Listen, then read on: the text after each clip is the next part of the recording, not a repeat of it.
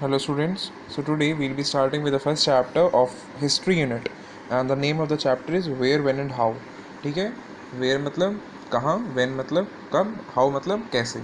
ठीक है, अब हम पढ़ेंगे India during the medieval period. Medieval period कौन सा होता है? एंशियंट पीरियड के बाद जो पीरियड आता है मेडिवल पीरियड, उसको बोलते हैं simply medieval period. In the middle of the 19th century, British historians has divided Indian history into three periods. क्या बोला गया है कि जो ब्रिटिश हिस्टोरियंस थे, हिस्टोरियंस कौन से होते हैं जो कि हिस्ट्री को स्टडी करते हैं, उन्होंने इंडियन हिस्ट्री को तीन पार्ट्स में डिवाइड किया: Hindu period, Muslim period and the British period.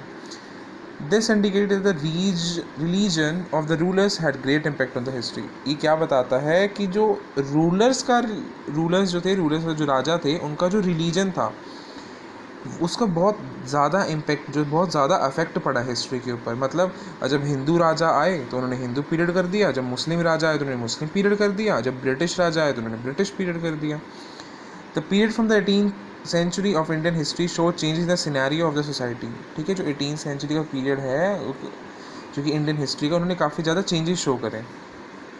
The society transform and the economy showed progress and prosperity. Society बहुत ज़्यादा ट्रांसफॉर्म हो गई. इकोनॉमी क्या होती है, जो पैसे वो जो होते थे वो भी उन्होंने प्रोग्रेस शो करी, इकोनॉमी शो करी.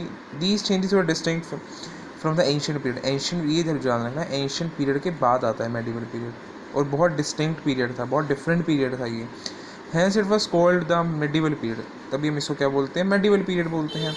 The term medieval refers to the Sultanat period. देखो, द टर्म मेडिवल उसको क्या बोला जाता है, सल्तनत पीरियड बोला जाता है in the north India and in the Chola period in the south India. देखो, नॉर्थ इंडिया में ना उस टाइम जब मेडिवल पीरियड चल रहा था तो सल्तनत रूल चल रहा था, तो हमने इसको सल्तनत पीरियड बोल दिया. But in the south India it was Chola का रूल चल रहा था, तो हमने इसको चोला पीरियड बोल दिया.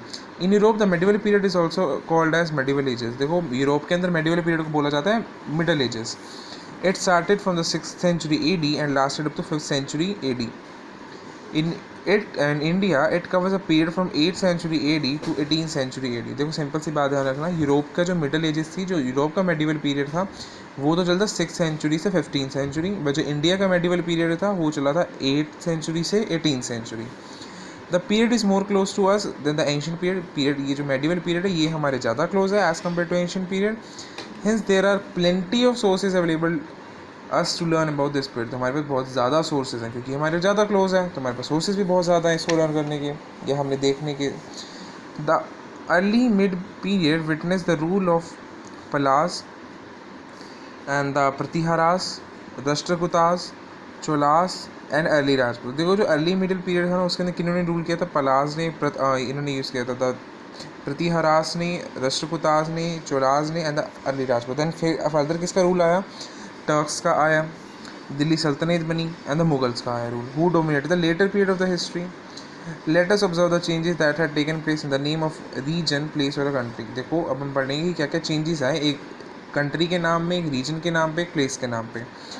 देखो, our country India has been referred by various names in the past. India के बहुत सारे नाम थे पास्ट के अंदर. अब देखते हैं कौन कौन से थे.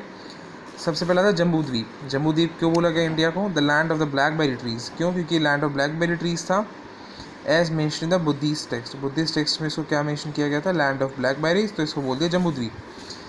Then Bharatvarsh, name after the Bharat tribe that existed in the Rigvedic times. Rigveda के अंदर क्या मेंशन किया गया था, भारत ट्राइब के बारे में मेंशन किया गया था, तो इसको बोल दिया भारतवर्ष है ये.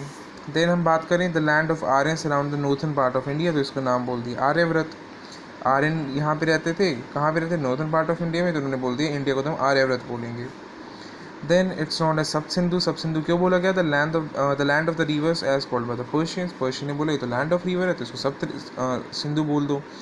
अब एंड क्या है, Hindustan. Rulers in the Sultanat and the Mughal periods called their dominion around Delhi with this name. देखो, इन्होंने अपना जो राज के अंदर बोला ना, अपने राज के अंदर इन्होंने इंडिया को नाम दे दिया हिंदुस्तान. ठीक है,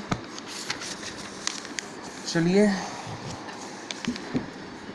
Babar also use the name Hindustan. Babur ने भी क्या नेम यूज़ किया था, हिंदुस्तान यूज़ किया था टू डिस्क्राइब द इंडियन सब continent.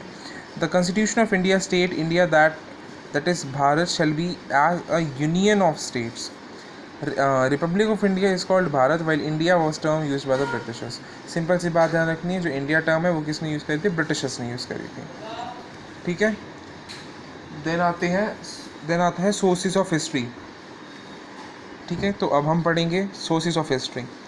Clues evidences on the basis of which we write history क्या नॉन है। सोर्सेज क्या होते हैं, वो क्ल्यूज होते हैं और एविडेंसेस होते हैं जिसके बेसिस पे हम क्या करते हैं, हिस्ट्री को राइट करते हैं।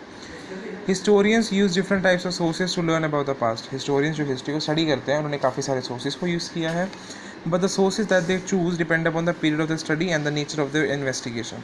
अब जो सोर्सेज हैं वो भी डिपेंड करते हैं कि कौन सा पीरियड चल रहा है, मतलब कौन सा पीरियड को स्टडी करना है और क्या नेचर है इन्वेस्टिगेशन का। Likewise, the ancient period of the sources of this period can also be divided into archaeological and the literary sources. Simple सी बात है, दो सोर्सेज होते हैं, archaeological and the literary sources. ठीक है, पहले आर्कियोलॉजिकल सोर्स देखो, आर्कियोलॉजिकल सोर्सेज के अंदर क्या आते हैं, mainly building, monuments, paintings, coins आते हैं, एंड लिटरेरी सोर्सेज मतलब बुक्स। ठीक है, सिंपल सी बात है। पहले पढ़ लेते हैं बिल्डिंग एंड मॉन्यूमेंट्स के बारे में। Any building that has historical significance is considered to be a monument. Monument किसको बोलते हैं, उस बिल्डिंग को बोलते हैं जिसका कुछ हिस्ट्री के अंदर इंपॉर्टेंस हो।